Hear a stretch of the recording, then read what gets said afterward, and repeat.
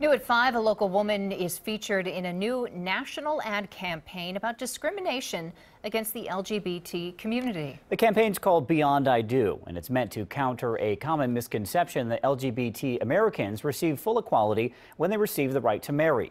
NBC4's Ted Hart has more on the ad campaign and a Columbus woman's story of discrimination and determination.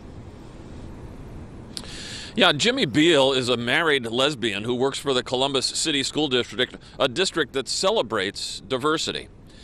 But earlier in her career, Beal says she was fired by a rural school district because of questions she said about her sexual orientation. Now, Beal says, for the benefit of others, she's speaking out. Losing my job was the bottom falling out of my world. For Jimmy Beal, telling her story as part of a national ad campaign is a way, she says, to stand up for others. I thought, if I can keep one other person from having to go through this, I'll stand in the gap. I'll be the buffer.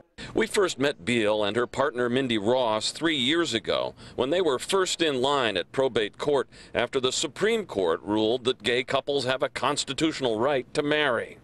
But this new ad campaign, Beyond I Do, draws attention to the prevalence of discrimination against members of the LGBT community even after they got the right to marry. Beal knows firsthand. In 2003, she says she was fired by a rural Ohio school system despite years of stellar work reviews. So when the school board met, sure enough, the superintendent had sent a memo to them saying that there were questions about my sexual orientation, and so to get rid of me, and that's what they did. And while now gays can legally marry, they do not have universal protections against discrimination. It seems inconceivable that in 2018 we could still be fired. I mean, we have marriage equality. We were able to get married legally. And in celebrating our marriage, we could be fired. And this national public awareness campaign is being sponsored by the Ad Council and the Gill Foundation.